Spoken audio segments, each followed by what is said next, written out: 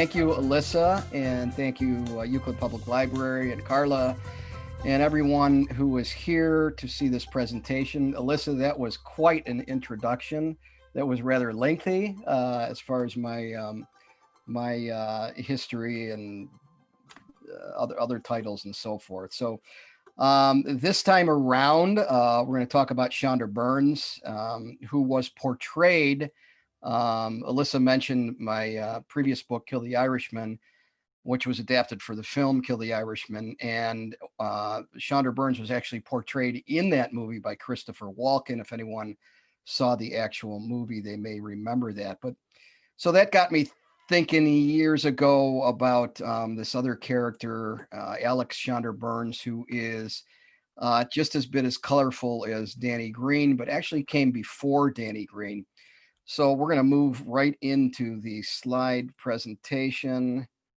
And so my interest again in, excuse me, organized crime came from the fact that my grandfather and several of my great uncles were killed during Prohibition.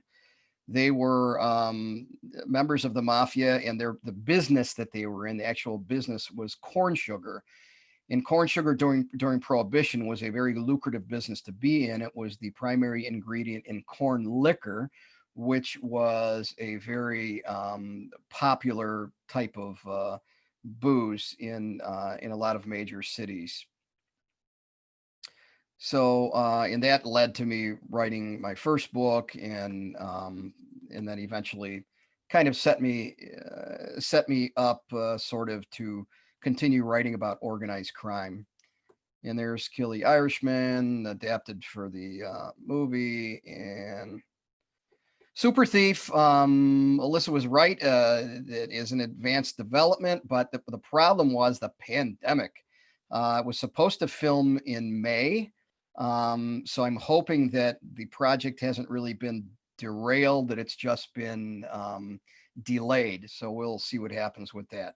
So Alex L-Shøndor Birns, public enemy number one at one time, pretty fascinating Jewish figure, mafia associate, racketeer, Jewish racketeer, connected with a lot of the higher ups, and we'll see as we move on.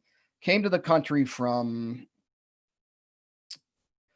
Austria-Hungary in 1907. He was just an infant. He was born in 1906. And please don't think that I was so fortunate as to actually have a photograph of the Byrne family arriving at Ellis Island. But this is giving you a little bit of an idea what it might have looked like back then. So he came to the country in 1907 as an infant with his family, and one of the things that probably the number one mystery that I could never figure out with this story is why he was never naturalized, never became a citizen, and that's going to factor in as we move into the story further. But and I don't know if he was never naturalized or he was naturalized and because of his criminal activity he lost his citizenship. Not quite sure about that.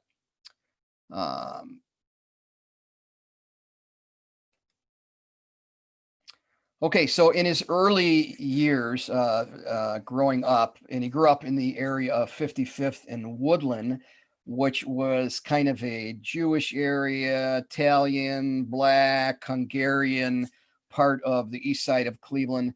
And L-Shøndor was a newsie. He was a newspaper delivery boy. These kids that would stand on the counter trying to sell newspapers, and it could be a tough business because they would sometimes fight and scuffle over getting the best corners. You know, the busiest intersections would have the most traffic, and they'd be able to sell the biggest number of newspapers and make the most money.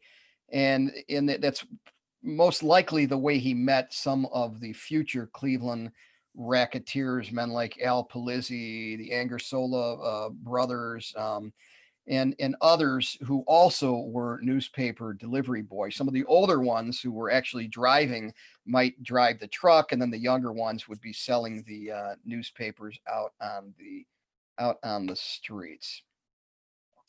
So Prohibition, we talked a little bit about booze. It was very popular back then, and a lot of people had stills actually inside their homes, whether it be in the bathroom, up in an attic. And one of the problems that would sometimes come up is they had these stills which were, which were slapped together. And sometimes there would be a bad connection for the gas fill, and there would be a fire.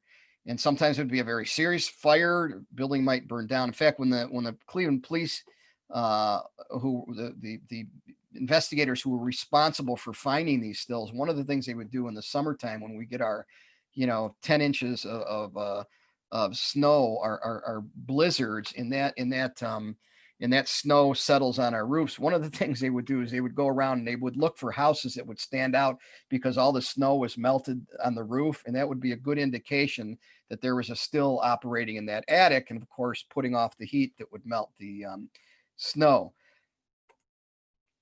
So one of the problems they had, Chandra Birns lost his mother in one of these fires. She was burned severely in 1920.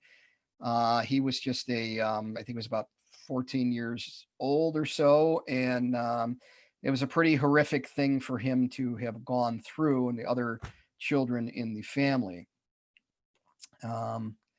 So later on, let me see before we get to this slide.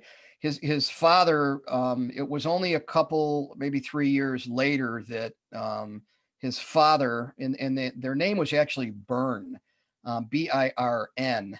Mr. Birn remarried another woman, and they had a blended family, and it actually worked out pretty well. The mother loved, or the wife, the new wife, loved Chandra. His stepmother really loved him as if he was her own child, and Chandra really loved his stepmother as if she were her own. She was his own mother. So his family life was actually pretty good. So now, as he gets into his late teenage years, he starts hanging around this place at 55th and Woodland. It's called the Halt North Recreation Center, and there's actually it was off 55th Street, just north of Woodland Avenue, and there's actually still a Halt North, a side street called Halt North. It's still there. That I imagine that this hall was named after. It was they had pool, they had a bowling alley, they had also a small grill where they served quick food, probably burgers and quick sandwiches and things like that. And Chandra took an interest. It may have been because of the interest of his mentor at the time, Maxie Diamond, who I believe we'll meet here shortly. So he had an interest in restaurants and food that started kind of early in his life. So he hung around here, and he also got into booking bets, bookmaking, and also selling bootleg whiskey. Mayfield Road Mob was Cleveland's kind of the precursor to Cleveland's more modern mafia, and they were centered in the Little Italy area.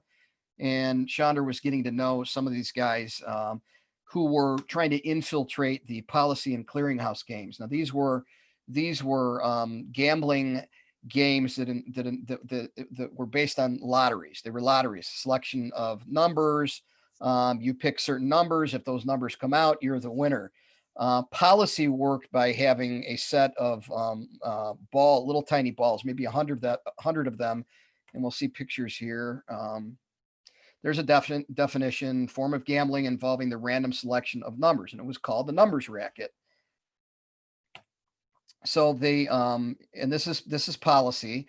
Those are the little balls there. Now those are cheat balls. You'll see that they're flat on one side, and we'll explain that in a minute. And these are winning tickets. These are the tickets that would be circulated once they had a policy game and all the numbers were picked. They'd be picked from a bag, and you could see the balls in there. The puller would reach in the bag, and they would pick the numbers out. Now, there were ways to cheat, and that's why clearinghouse overtook policy. And here's some of the men that were involved and ran actually legitimate games, policy games. You could see it was mostly a black operation, but the Cleveland Mafia infiltrated it. and started demanding like 30% of the profits. And that went on for quite some time. So the way cheating worked is as the bags could have these little fingers there where they would put the numbers that they wanted pulled in these little fingers, or on the bottom they could have a sort of a sleeve where they would push the numbers that they wanted pulled inside the sleeve, and then the puller would reach in front of everybody that was watching, but they wouldn't know, and he'd pull the numbers right from the sleeve. And the way they would figure out which numbers they wanted pulled and which they didn't is once they closed off the bets, the numbers operators would chart the bets. They'd see how many people bet on each number, and then they would tell if these certain numbers came out, they would have to put out more money than if these other numbers. They'd have more winners than if these other numbers were put out. So policy was easy to cheat, and that's why clearinghouse became more popular. Now, Cleveland in 1928 had the notoriety of hosting the first Sicilian American meeting of the Mafia right here in Cleveland. Now, they didn't get much business done because there was a very alert young patrolman who saw these suspicious looking characters in their expensive clothing, getting out of these expensive cars with, very nice luggage, checking into the hotel. And he went in and copied down a bunch of names. And pretty soon they found out that these were like pretty heavy duty racketeers from all over the Midwest and the East Coast. And you could see they got caught there, and a picture was taken, and they don't look like they're too happy to be having their picture taken. So we mentioned Maxie Diamond, and he was a pretty well-known Jewish racketeer in Cleveland in the 20s and 30s, and became I guess a mentor to Shøndor. He was into he worked with the Mayfield Road Mob, and he worked with the Jewish Boys, who were a powerful group of racketeers, including Mo Dalitz and Lou Rothkopf, names that are that resonate with not only Cleveland mob history but national crime history. And Maxie Diamond eventually left organized crime and got into the restaurant business. And Shøndor kind of took his place with the East 55th and Woodland gang. And so it was kind of a mentor protege type thing. And Shøndor Birns kind of became the man going into the 30s and 40s. He became known as public enemy number one. He was involved in prostitution. He was involved in the numbers racket.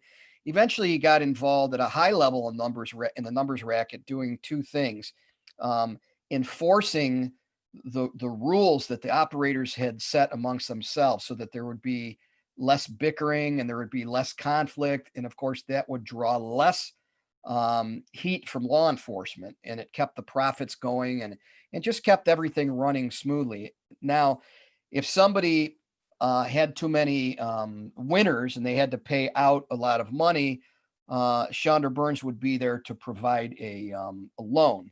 And he was connected with mobsters in Florida and in Pittsburgh, and they had access to huge amounts of money. So he'd bring that money back himself from a trip to Florida or to Pittsburgh, or he would have a courier do that, and kind of served as I heard him described once, and I like this, a league commissioner of the numbers racket in Cleveland.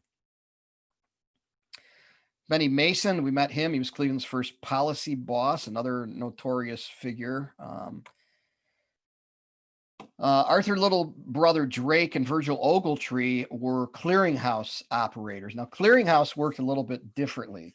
It was still a lottery, but because they needed a way to pick winning numbers, but not have the operators be able to cheat so easily. So what they did is they devised a way that the financial report for the stock market in the newspapers, when that came out, there were certain columns in those stock market results, the advances, declined, and the unchanged numbers. And they would line up those columns in a preset sort of way, so anyone could pick up the newspaper, they could open that, and they could look at those numbers, and they could figure out what the winning number would be. In Chicago, I think they used horse race results. You know, the results of horse race gambling. But here in Cleveland, it was based on the stock market. And here's another numbers racketeer operator who a lot of people are surprised to find out about. He was called Donald the Kid King during the 1960s, and he had a pretty good organization. At one time, he was an enemy of Shonda Birns, then he became an ally of Shonda Birns. He eventually emerged in the 1970s as Don King, the fight promoter. I have an arrow pointed to these two guys. Shonda Birns was a womanizer. He loved young women, young women in their early 20s. This is when he was in his late 20s. The problem was, even when he was in his late 30s and late 40s, he still liked women in their younger 20s. Now, it is said that this gentleman here, Richard Drake, who is the son of Arthur Drake, who we just met, his nickname was Little Brother Drake. He took over his father's operation when he died. When Arthur Drake died, Richard Drake took over the operation. Eventually, he became closely allied with Shonda Birns, and they were very close with each other from the time Arthur Drake died. The rumor is, and I spoke to a couple of people in the know, the rumor is that Richard Drake was actually Shonda Birns' biological son. I've done my homework, and I would put money on it that is true. So it's just an interesting part of the story. So here is a clearinghouse bet slip. Now, this particular bet, if you see down on the bottom, it says bond. They also had some games that were based on bond numbers, not the stock market. Most of the games were based on the stock market results. So you could see here, if you look at the top, there's the date of the wager, December 9th, 1976. The writer's code, so they can identify which writer who circulated through the neighborhood, who wrote that bet. There's the numbers that the gambler bet, 757 and 337. He boxed those numbers. And if that term sounds familiar to anyone playing the Ohio lottery, that's because, the whole numbers racket was the precursor to the Ohio lottery. It was illegal back then the state took it over, illegalized it, and took the profits to I guess put toward the education system and whatever. You see the amount of the wager. Now this is the 1970s. 50 cents was wagered, and the total is a little higher because they boxed it. Back during the 20s, 30s, and 40s, you had penny bets, you had nickel bets, you had dime bets. So this is an actual slip, and let's see what else we have here. So here is an explanation from a Cleveland police investigator who handled gambling cases, and you can see how they line up. You can see over on the left of the screen the explanation for the advances, declines, and unchanged, and which of those numbers comprise the winning number for the bet. And then if you look on the right, you see in the middle where it says what stocks did, and you see those same titles, advances, declines, and unchanged. And you see those you see numbers, and you could pretty easily figure out how they would line up those columns to come up with the winning number. Pretty much impossible to cheat on. So clearinghouse became very, very popular, and by the 1960s, policy was down to just a few streets where they gathered on the front lawn of a house and had policy drawings, but it was pretty much no longer making very, very much money because it was so easy to cheat. Because Shonda Birns was an enforcer in the organized business of organized crime, he was occasionally shot at and threatened. So when he moved into his home with his young girlfriend after he got divorced, he lived in Cleveland near the Lee and Harvard area, and then eventually he moved in the early late 60s, early 70s. He moved to Orange Village. but he liked Doberman Pinschers, and he actually got into raising Doberman Pinschers, and usually had a couple of dogs, sometimes one or as many as three, and gave them names such as Fury and Satan. Of course, these aren't really the dogs, but gives you a little bit of an idea of what these dogs look like. If I was approaching that house from that front door, I would probably be turning around and waiting at the curb um, to for somebody to come out and meet me. There were a lot of hangouts for these guys, and probably the most popular is the Theatrical Grill, which was called the referred to as a social headquarters for the Mayfield Road Mob. It had a very diverse clientele. And actually, I use the word diverse too with this book, in which Bombs, Bullets, and Bribes. There's a very diverse set of characters in the book, and I'm hoping that the diversity in the story will help me as I move forward in trying to get this story adapted for either a motion picture or a limited series. So I'm working with a co-writer on that, and we'll see what happens. But the Theatrical, and there were other places, so many of them on the east side of Cleveland, where these guys hung out.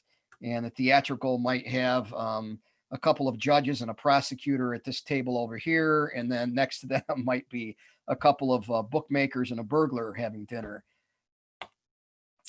So we come to a guy named Mervyn Gold, and he is quite a character. And he was a scam artist. He knew how to make money on paper with big real estate deals and banks, and taking out loans and using the money to put down a collateral on another loan. And some people thought that he was a genius. Well, he really wasn't a genius, because by the time he went from driving a taxi and living at the YMCA to a few years later having an office downtown and living in Pepper Pike, by the time he reached that pinnacle, he was already on his way back down, owing money to the federal government for back taxes, being indicted federally for several different crimes. Probably the biggest one historically involved his receipt of stolen bonds that were stolen from Canada, and you can see a picture of what they would look like. And they were a certain type of bond. They were called a bearer bond, and they weren't really registered to a single person. So if you actually stole these bonds, you could put yourself off as the owner of them, and unless the owner actually like recorded all of the serial numbers, you really wouldn't know, because there was no repository to look up and see who they belong to. So as long as you had these coupons attached, you could take off a coupon and you go cash it for the interest, or you could sell the bonds, whatever you want to do. Well, in the case of Mervyn Gold, who became a buddy of L-Shøndor Birns, L-Shøndor, with all of his organized crime contacts, receive these stolen bonds to fence them. Fence them meaning take stolen property and put that together with somebody who's going to buy them, and maybe pay 50 cents or 25 cents on the dollar. Now, Mervyn Gold wasn't really a racketeer. He was a con man, but he kind of got pulled into that lifestyle a little bit, and L-Shøndor Birns introduced him to some other organized crime figures, and he lent them money, and he was kind of enamored by that lifestyle. Had a wife, had two children, and then another child at home, but unfortunately, he was making money illegally. When he got indicted, he fled to Israel. He tried to return. He was Jewish. He tried to return to Israel under the law of return, which says anyone of Jewish heritage can legally return to Israel and live there as a citizen. Well, he fought a battle about a year long because he knew he was in trouble when he was indicted for those stolen bonds. He knew he was going to be in trouble not only with the federal government, but with the mobsters who he was dealing with. So he eventually was ousted from Israel after putting up a legal battle to return there. and came back to Cleveland. And I won't say much more to that in case somebody wants to read the book. Here's some county officials working on a case. They're looking at a tape recorder of some interesting phone calls. And these are all county officials as indicated there, except for the Cleveland Police Lieutenant, the third one from the left, Carl DeLau. Here is a coroner's inquest in which Shonda Birns was involved. This is an actual picture, kind of a cool piece of history. Coroner's inquests were rather uncommon, but in this case, because they were dealing with such a big murder that was really huge in the newspapers, they decided to make or hold a coroner's inquest. So Shonda Birns is involved in a murder investigation, and this is about the time when this young woman comes into the picture. Her name is Ellie, and she is a graduate of Kent State University who becomes a second grade school teacher for the Garfield Heights School District. She is not moonlighting. She's working during the summer when she's off from school, summer vacation. She's working as a waitress in a Garfield Heights restaurant called The Castle. She meets Shonda Birns, and he, now in his late 50s, takes a liking to her. She's a cute girl, and she is rather enamored by this man who leaves big tips, and she winds up falling for him, and she also ends up becoming an alibi witness in a murder case. And her whole life is turned around, but it's not like she was really that disappointed, because she resigned from her job as a teacher, and she eventually married Shonda Birns and stayed with him till the end of his story, and stayed beyond that with the story. And this is young Ellie Leonards, and I think that's her Kent State University picture. Aline Leonards was her name, but her nickname was Ellie. Pretty fascinating character. Now, it happened to be that around 1968, Shonda Birns had to go to prison for a few years. He was convicted of bribery, and he had also a federal conviction also. So his attorney was able to work the system so that Shonda could go to the more preferable federal institution instead of the state prison. Before he went to prison, he got all his street affairs organized, and he hired young Danny Green. I'm sure that name sounds familiar, right? He hired young Danny Green, who at that time was becoming an organized crime associate and an enforcer for older racketeers like Shonda Birns and Frank Brancato, who was, excuse me, in his 60s by then. And Shonda was in his early 60s by then. So he showed Danny all around, told him what he needed to do to keep his numbers operation going, to keep everyone organized and following the rules, and how to work with all the numbers operators and so forth. So Danny took care of business.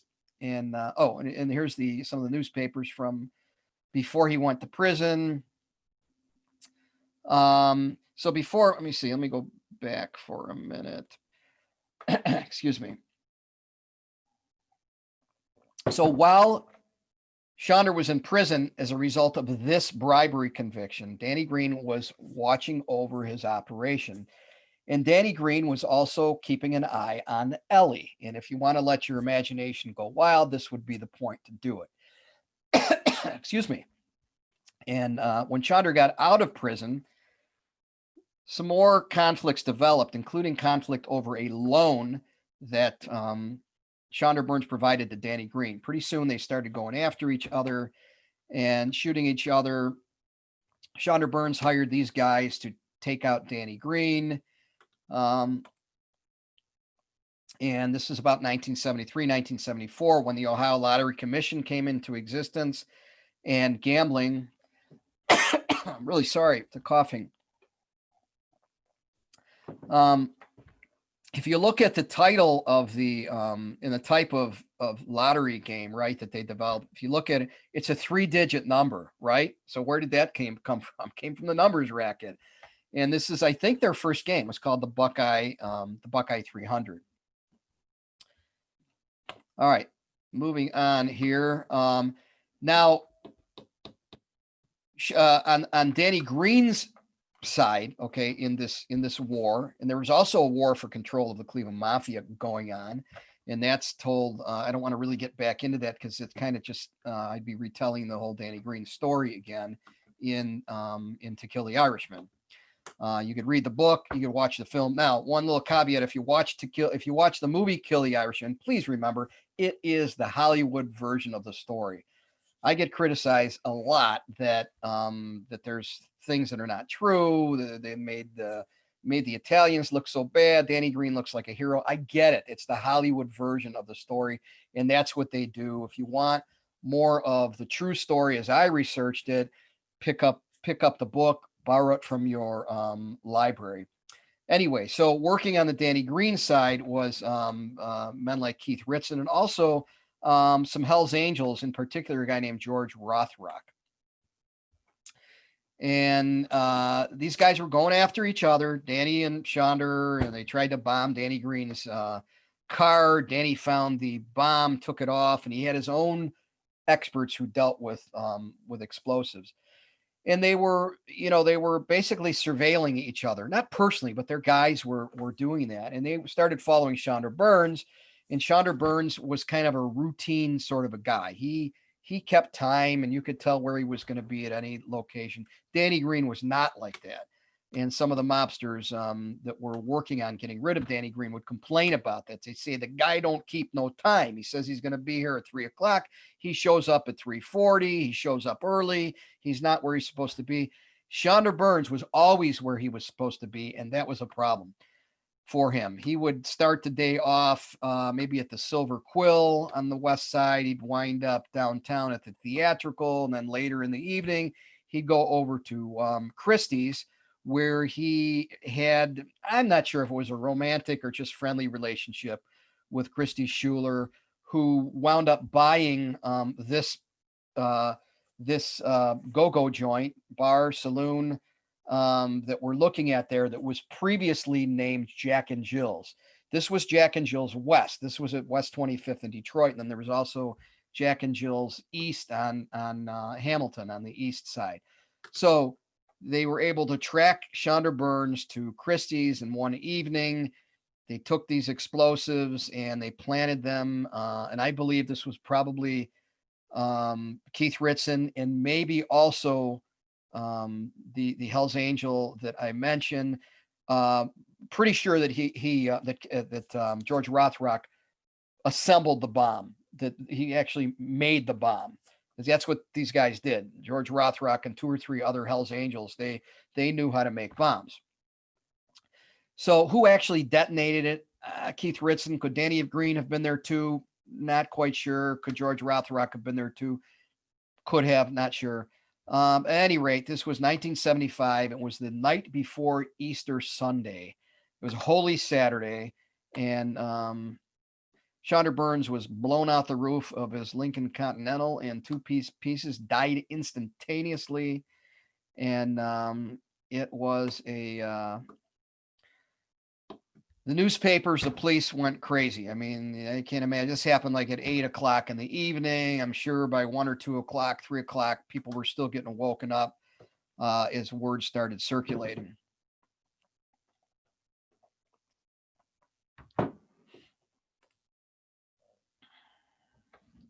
Some of the old newspaper articles.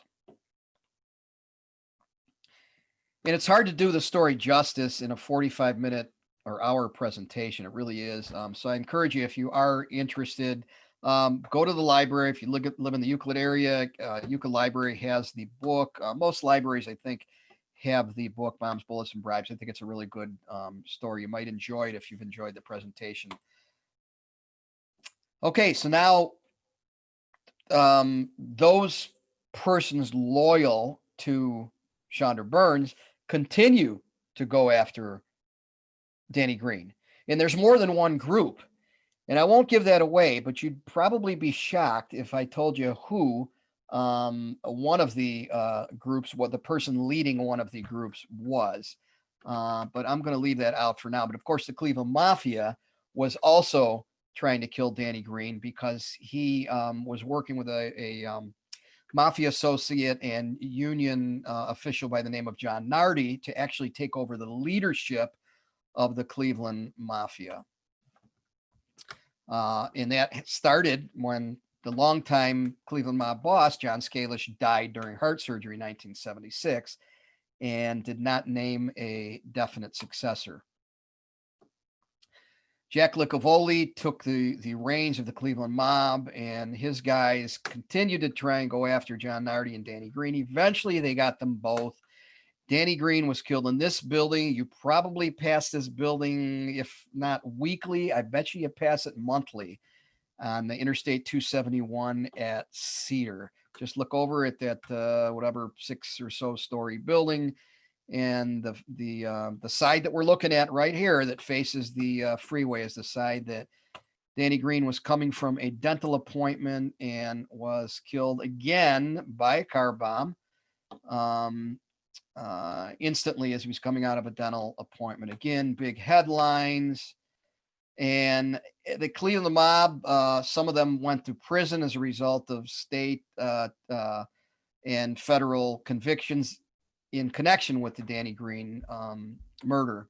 And then there was a war within a big drug operation that was connected to the Cleveland Mafia, and men like Keith Ritson and others were killed and that were placed at the bottom, placed in ponds, and it was really some gruesome murders that occurred as a result of federal investigations and strike forces and really effective cooperation between local, state, and federal law enforcement agencies. There were prosecutions again for this drug ring. And more of the Cleveland mob members, including Angelo Lonardo, who was the acting boss when Jack Licavoli went to prison, they were convicted and sent to prison for life. Now, Angelo Lonardo eventually decided, after just a couple of years in prison, to talk. And at the time, he was the highest ranking mafia member to betray the Sicilian Code of Silence, which was punishable by death, and start assisting federal authorities. And so racketeers across the country started getting a little bit nervous. And this all traces back to the murder of L-Shøndor Birns and the murder of Danny Green, when all this thing started. A few years later, after these drug ring murders in 1978, 79, 80, 81, you had a defense attorney give this statement. Danny Green died, and he's still messing with us all these years later. Here's Ellie Birns as she looked a little bit later. Kind of looks like her smile is not quite as big as it was in her earlier years. And we have these two guys that were, in conflict with one another. And then we have the actors in those same roles, Christopher Walken on the left, portraying L-Shøndor Birns, and Ray Stevenson on the right, portraying Danny Green in the movie Kill the Irishman. Again, I stress Kill the Irishman, the Hollywood version of the story, but it does capture the essence of Danny Green, the character. So, first of all, I'm just going to leave this up for a second. And before we take any questions that anyone might have, I just want to thank these resources, which I always do, because I could not do this. I could not write. I could not research about organized crime without all the resources that are out there. And here's a few of them that I used for this particular presentation. I also want to thank again Euclid Public Library, Alyssa and Carla for getting this set up. And what do we have? I think there's the book. Of course, I'm going to end with the cover of the book, right? So if you're interested, library or try your local bookstore first. If they don't have the book stocked, they can purchase it.